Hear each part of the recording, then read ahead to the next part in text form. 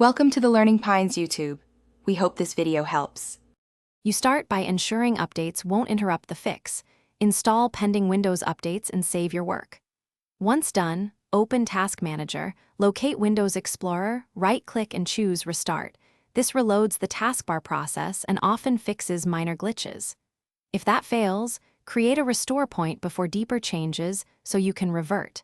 Make sure you run Task Manager as administrator when needed, because Explorer restarts under your session, and that permission prevents partial hangs or permission-related failures. You now reset configuration that might be corrupted. Unpin any app that shows errors and see if the taskbar stabilizes. Next, open Settings, go to Personalization then Taskbar, and toggle features like widgets, chat, and overflow off and on to force a refresh.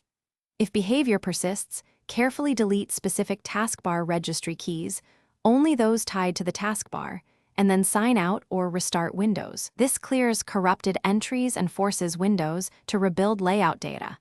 Make sure to export keys before deleting. You finish by repairing core files. Run command prompt as admin and execute sfc/scano, then dism/online/cleanupimage/restore health. These commands fix damaged system files that affect the taskbar. Once complete, sign out and test.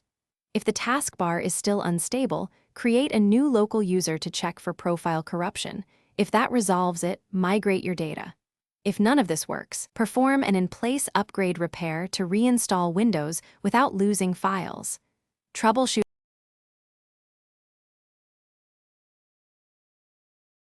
Thanks for watching. Consider subscribing if we helped you.